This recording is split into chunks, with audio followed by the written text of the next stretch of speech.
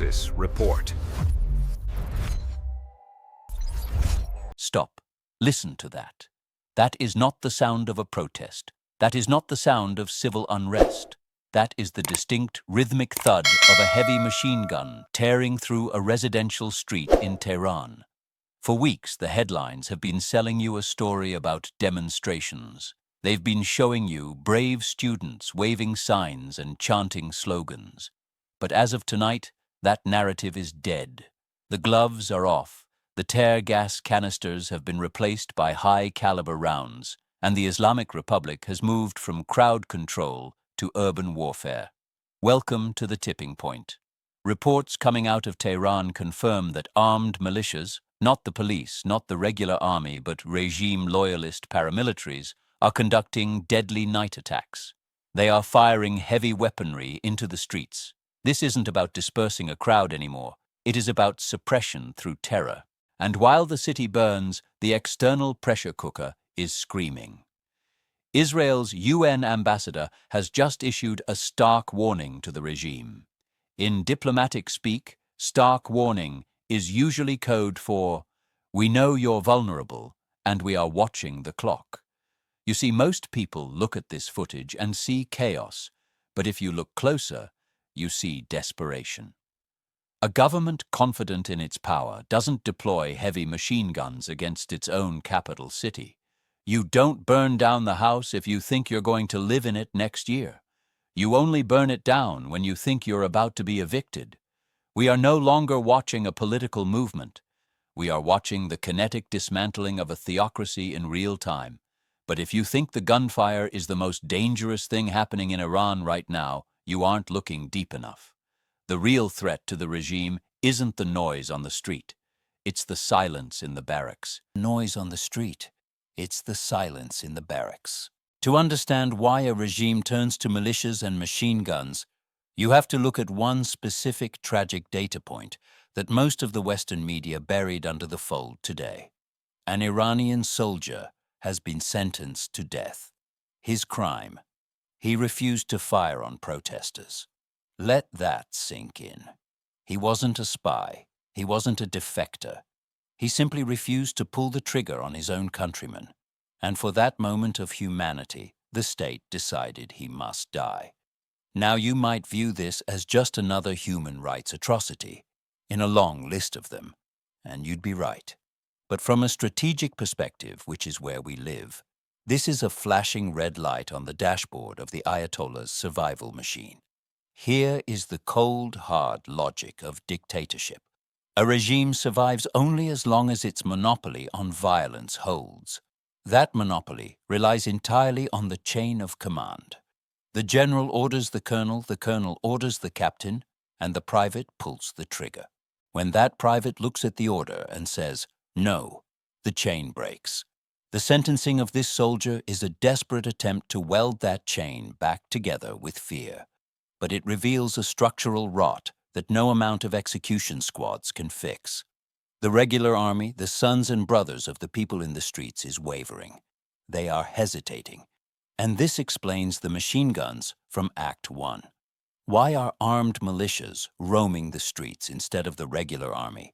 Because the regime knows it can no longer trust the regulars.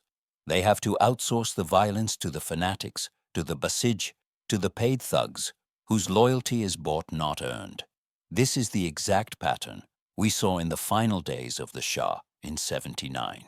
It's the same pattern we saw in the dissolution of the Soviet bloc. The moment the military splinters, the moment the enforcement class realizes they have more in common with the crowd than with the castle, the clock runs out. So we have a regime fracturing from the inside, firing wildly at its own citizens, while the regular military stands on the precipice of mutiny. It is a perfect storm of internal collapse.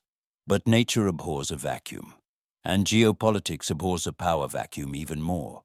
While Tehran is tearing itself apart, the architects of the global order aren't just watching. They are already planning the post-mortem. The West is bickering over islands in the Arctic, but the real power players are quietly arranging a new table. And you won't believe who the President of the United States just invited to pull up a chair. Is it a peace deal or is it a partition? Let's connect the invisible threads. So while the Iranian regime is busy sentencing its own soldiers to death to stop the bleeding, what is the rest of the world doing? What is the free world's response to a potential implosion of the Middle East's biggest theocracy? Well, if you open Twitter or turn on cable news, you'd think the biggest story on earth right now is a Danish lawmaker telling the President of the United States to, and I quote, "fuck off." We are witnessing a surreal split-screen reality. On one side, we have Western Europe and the US screaming at each other over the theoretical purchase of Greenland, a real estate dispute that feels like it was written by a satirist on a deadline. But on the other side, hidden behind the noise of that diplomatic spat, we have the signal, the actual news. Donald Trump has confirmed he has invited Vladimir Putin to join what he's calling the Board of Peace. Now I know what the reaction is. The pundits are clutching their pearls. How can you invite Putin? He's the bad guy. And sure, moralistically, they have a point. But we aren't here for morality plays. We are here for realpolitik. And if you stop reacting and start thinking, this invitation isn't madness, it's mechanics. Let's look at the board. The Middle East is currently a burning building. You have the Iranian regime wobbling Act 1. You have the Syrian government in a chaotic handover. We'll get to the ISIS jailbreak in a minute. The traditional security architecture is collapsing. In the old world, the world of 2005 or 2010, the United States would rush in. We'd send the carriers, we'd deploy the Marines, and we'd try to nation-build our way out of the mess. We would call our friends in NATO, and maybe Denmark or Germany would send a few support battalions. But that world is gone. The United States is suffering from terminal intervention fatigue. The American voter has zero appetite for another desert war. And frankly, the US military is pivoting to stare down China in the Pacific. They don't want to be the beat cop of the Middle East anymore. So if the building is burning and the fire chief America wants to go home, who do you call to hold the hose? You don't call Denmark. You don't call the Greenland coalition. You call the only other guy on the block with the hardware, the will, and the ruthlessness to manage the sector. You call Russia. This Board of Peace isn't about friendship. It's not about Trump and Putin being buddies. It is a recognition of a new transactional reality. The president is essentially saying, if we are going to stop Iran from exploding into a regional supernova, or stop Syria from becoming a terrorist breeding ground, again, I need a partner who can actually pull triggers, not just draft sternly worded memos. Think about the timing. This invitation to Putin drops exactly as the Iranian regime starts using machine guns on its own capital. Coincidence? Please. In intelligence, there are no coincidences. There are only operations. The US realizes that if the Ayatollahs fall, a power vacuum opens up that is too big for one superpower to fill. This invitation is a preemptive attempt to partition the responsibility. It's the US saying to Russia, you take the North, I'll take the South, and let's make sure the nukes don't get loose. And this is where the phone off from Denmark becomes relevant. It's not just a funny headline. It is a symptom of the divorce. The old alliance, the Atlantic Bridge, was built on shared values. Democracy, human rights, polite diplomatic discourse.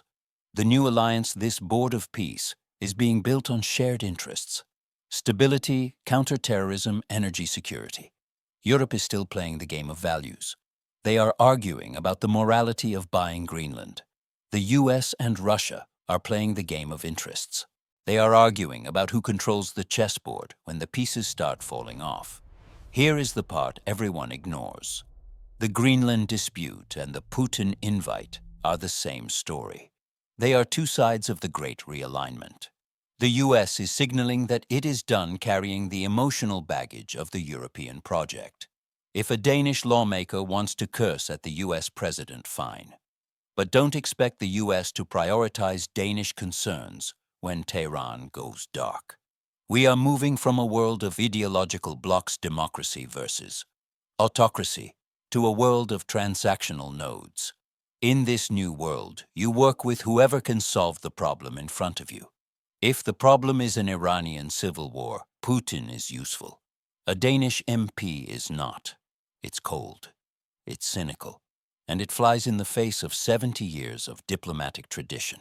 But ask yourself this. If you are that Iranian soldier we talked about in Act 2, the one facing a firing squad, because the regime is terrified, who has the power to actually change your fate? The parliament in Brussels debating ice sheets, or the two men sitting at the board of peace, deciding whether your government lives or dies? Power is shifting away from the talkers and toward the doers. And right now, the doers are gathering in a room, and they didn't invite the old guard. But here is the danger. When you shake up the global order, this fast cracks appear, and things crawl out of them. While Trump and Putin are setting the table and Europe is shouting at the waiter, someone left the back door open in Syria. And what just walked out should terrify you more than any diplomatic insult. Let's talk about the ripple effect. Because while the giants were talking, the monsters just broke out of their cage. While we were busy analyzing the chessboard of great powers, a pawn just knocked over the table. Reports from Syria confirm a massive jailbreak of ISIS fighters. This happened during a chaotic government handover, a polite diplomatic phrase that essentially means nobody was watching the door. Now you might be thinking, okay, a few bad guys got out. Why does this matter in the grand scheme of things? It matters because chaos is never contained. It is contagious. Connect the dots back to Act 1. The Iranian regime, the primary backer of the Syrian government, is currently fighting for its life in the streets of Tehran. When the head of the octopus is being strangled, the tentacles go limp. The security apparatus in Syria, which relies heavily on Iranian support and focus, is blinking out. And in that split second of darkness, the wolves moved. These aren't just petty criminals breaking out of a county jail. These are hardened insurgents, bomb makers, and ideologues who have been sitting in a pressure cooker waiting for exactly this moment. They are entering a region that is more fragile today than it has been in 10 years. This is the hidden cost of the great realignment we discussed in Act 3. While the US and Russia are negotiating the high-level architecture of the Board of Peace, and Europe is distracted by its own internal bickering, the ground level is being left unguarded. We are creating a perfect vacuum. On one side, you have the Iranian military fracturing. On the other, you have Western powers pulling back. In the middle, you have a security void. And history teaches us one undeniable lesson. Terrorism occupies the space that governance abandons. The Board of Peace might be a clever geopolitical play for the future, but right now today it is failing the present. The escape of these fighters isn't just a security breach. It is the first ripple of the new chaos. It is proof that while the giants argue over who owns the map, the people who want to burn it are already lighting matches. The irony is tragic. We are seemingly moving toward a deal between Trump and Putin to stabilize the region. But by the time they shake hands, there might not be any stability left to manage. So where does this leave us? If you step back and look at the whole board, the picture is clear, and it is terrifying. We have the Iranian theocracy, facing its terminal crisis, deploying machine guns against a population it has lost. We have the military chain of command, splintering with soldiers, choosing execution over obedience. We have the Western alliance fraying over trivialities like Greenland, while the US and Russia pivot toward a cold transactional partnership to manage the collapse. And we have the inevitable resurgence of terror groups slipping through the cracks of this transition. The world isn't ending, but the operating system is being rewritten. The old rules where the US policed the world and NATO held the line are being deleted.